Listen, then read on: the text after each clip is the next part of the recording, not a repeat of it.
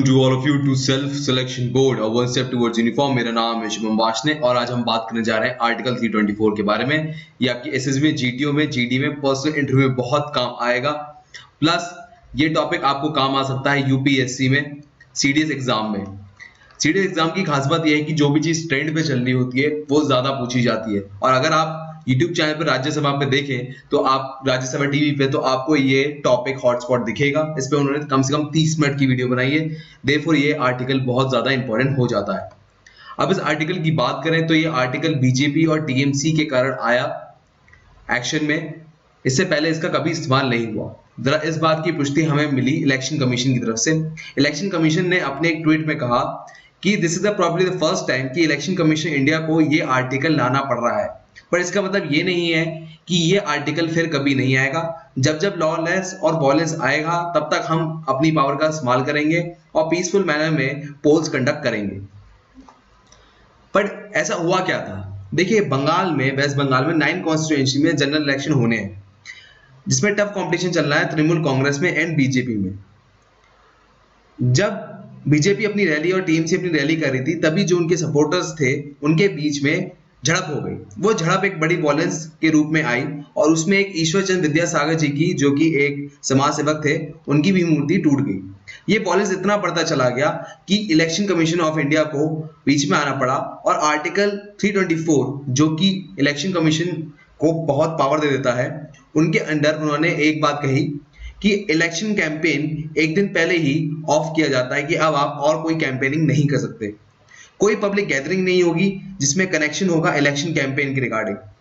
इसके बाद उन्होंने ऑर्डर दिया रिमूव करने का principal secretary of home Atri Bhattacharya को और general of CID Rajiv Kumar को from their posting in West Bengal.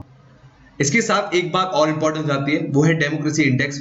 इस साल अराउंड मार्च 2019 में एक इंडेक्स आई जो कि इकोनॉमिक्स इंटेलिजेंस यूनिट ने पेश की, जिन्होंने दुनिया की 167 डेमोक्रेसीज कंट्रीज की डेमोक्रेसी को एनालाइज किया, ऑन द बेसिस उनको रैंक किया। उन्होंने उसमें से 2 कैटेगरी बनाई, एक थी डेमोक्रेसी लाइफ एंड एक थी फ्लॉड डेमोक्रेसी। पूरी दुनिया में से 4.5% ही डेमोक्रेसी हैं जो कि अपनी फुल कैपेसिटी में आराम से काम कर रही हैं। बाकी फ्लॉड डेमोक्रेसीज में आती है, उसमें इंडिया की रैंक जो है वो है 41st। तो इस बात को भी याद रखें कि अगर आर्टिकल 324 आया ना आया तो ये जरूर बात आ सकती है कि डेमोक्रेसी इंडेक्स में इंडिया की रैंकिंग क्या थी। इसके साथ अगर हम इलेक्शन कमीशन की बात करें तो इसमें थोड़ा डीप में जाना पड़ेगा। यूपीएससी में जब आप एग्जाम दे रहे हैं सीडीएस का, तो वो एक ऐसी पोस्ट के लिए है जहां पर आपकी डिसीजन मेकिंग पावर के लिए आपको हायर किया जा रहा है और इससे आपको इन डेप्थ नॉलेज होनी चाहिए किसी भी कंसेप्ट के बारे में। अब जब इलेक्शन कमीशन के बारे में और डिटेल में जाएं तो पहले जो चीफ इलेक्शन कमिश्नर थे वो थे सुकुमार सेन। पहली बार जो जनरल इलेक्शन हुए थे वो थे 1951 से 1952 में। इसमें 7.3 करोड़ वोटर्स ने भाग लिया था। उसमें एक आर्टिकल लाया गया था इस इलेक्शन, जब पहली बार इलेक्शन हुए थे, वो था आर्टिकल 326। इसको बड़ा फेमस है इस नाम से कि यूनिवर्सल एडल्ट फ्रेंचाइज। इस यूनिवर्सल एडल्ट फ्रेंचाइज जो कि आर्टिकल 326 है, इसके अंदर एक राइट दी गई, वो है राइट टू वोट। वो एक कॉन्स्टिट्यूशनल राइट है, इस बात को आपको याद रखना है, इसे फंडामेंटल राइट से कंफ्यूज नहीं करना। उसके बाद 1988 में आर्टिकल 326 में एक अमेंडमेंट लाया गया। वो क्या था कि पहले जो इलेक्शन, पहली बार वोट देने की जो एज है वो है 21, उसको चेंज करके 18 कर the under 61st amendment act के अंदर। आगे चलेंगे उसके आगे तो आज की तारीख में जो चीफ इलेक्शन कमिश्नर है वो है सुनील अरोड़ा। वो 23rd इलेक्शन कमिश्नर ऑफिसर है और वो 17 जनरल इलेक्शन के चीफ इलेक्शन कमिश्नर है। आज की तारीख में जिन्होंने लोग वोट दे रहे हैं वो है 90 करोड़ वोटर्स हैं हमारे पास। एंड इसमें एक भाग और है, अगर हमें आगे इलेक्शन कमीशन को समझना है तो पहले हमें समझना पड़ेगा कि ऑर्गन ऑफ गवर्नमेंट क्या है। देखिए, ऑर्गन ऑफ जो गवर्नमेंट है वो 3 है, लेजिस्लेचर, एग्जीक्यूटिव एंड जुडिशरी। इस लेजिस्लेचर की अगर हम बात करें तो इसको 2 भाग में डिवाइड कर दिया जाता है, सेंटर एंड स्टेट।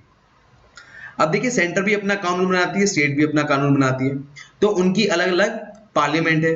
सेंटर की पार्लियामेंट की बात करें तो राज्यसभा है, लोकसभा है, और स्टेट की बात करें तो विधानसभा है। अब इसमें अगर बात करें तो जो पार्लियामेंट है उस राज्यसभा के अंदर टोटल जो मैक्सिमम सीट जो होती हैं वो होती हैं 250, करंट है 245। स्टेट से जो लोग आते हैं इलेक्ट होके वो होते हैं 233 और उनमें से 12 नॉमिनेटेड होते हैं प्रेसिडेंट ऑफ इंडिया के द्वारा। अब आती है लोकसभा की बारी। लोकसभा की जो सीटें होती हैं वो टोटल होती हैं 552 और करंट सीट होती है 545। उनमें से 530 स्टेट से चुन के आते हैं और 20 यूनियन टेरिटरी से, और 2 एंग्लो इंडियन को प्रेसिडेंट ऑफ इंडिया अपॉइंट करते हैं। अब आते हैं इलेक्शन कमीशन के ऊपर। यहां तक कि अगर आपको बात समझ में आ गई है तो ये पूरी कहानी अब आगे और क्लियर हो जाएगी आपको।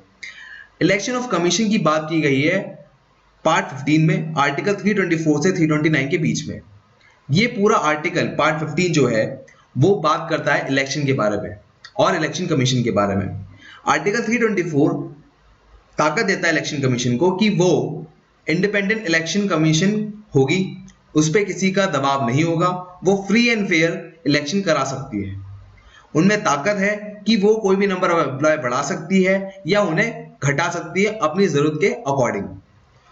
इलेक्शन कमीशन ऑफ इंडिया पे ताकत है कि वो पार्लियामेंट के इलेक्शन मतलब Lok Sabha, Rajya Sabha, state assembly, president election and vice president election conduct करा सकते हैं। अब इसमें 4 तो बड़े इंपॉर्टेंट इलेक्शन हो गए, बट एक इलेक्शन बच गया, वो है पंचायत म्युनिसिपैलिटी का। अब ये जो इलेक्शन होता है ये कराता है स्टेट इलेक्शन कमीशन। ये दोनों अलग चीजें हैं। Election commission of India centre में रहता है और जबकि state election commission of India state के अंदर होने वाले छोटे छोटे इलेक्शंस पे ध्यान देता है। याद रखिए ये जो आया है वो आया है 73rd एंड 74th अमेंडमेंट के अंदर। अब यहां तक की बात हम समझ चुके हैं। अब कुछ और छोटी छोटी बातें उन पे हमें थोड़ा ध्यान देना होगा। 1950 में से 1989 तक हमारे सिर्फ एक ही इलेक्शन कमिश्नर होते थे जिसका हम कहते थे चीफ इलेक्शन कमिश्नर। पर 89 में अमेंडमेंट आया जो था 61st अमेंडमेंट।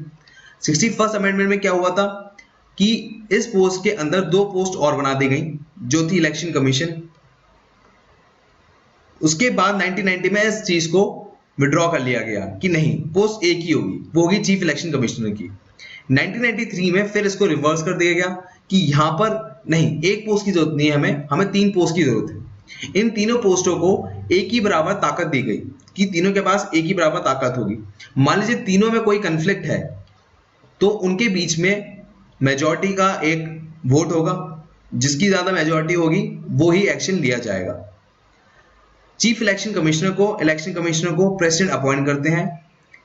इसके साथ उन सबकी जो सैलरी है और अलाउंसेस हैं वो इक्वल टू होते हैं सुप्रीम कोर्ट ऑफ इंडिया के।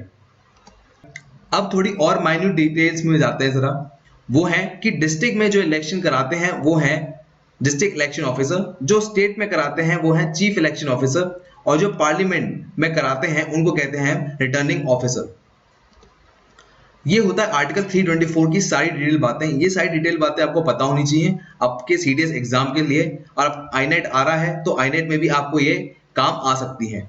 और अगर आप एसएसबी में जा रहे हैं तो आर्टिकल 324 हॉटस्पॉट टॉपिक रहेगा, पीआई में पूछा ही जाएगा, तो मेक श्योर ये आपको पता हो। अभी मैं एक किताब के बारे में बात करना चाहता हूँ, वो है awaken yourself within you, you need boss to be a warrior. देखिए कमाल की किताब है, मैंने जस्ट अभी इसे पढ़ के खत्म किया है। ये किताब एसएसबी के ऊपर है और ये कहता है कि एसएसबी का मतलब सर्विस सिलेक्शन बोर्ड नहीं, उसका मतलब होता है सेल्फ सिलेक्शन बोर्ड। वो कोई इवेंट नहीं है, कोई ऐसा एग्जाम नहीं है, वो एक प्रोसेस है आपकी पर्सनैलिटी के रिगार्डिंग।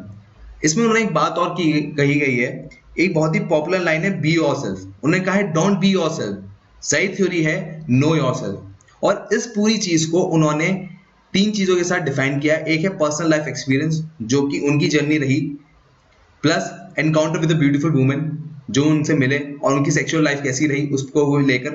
और इससे उन्होंने इस बुक में बहुत ही ज्यादा मिर्च मसाला बनाया और पढ़ने में भी ऑथर्स मतलब आई मीन रीडर्स को काफी मजा आएगा।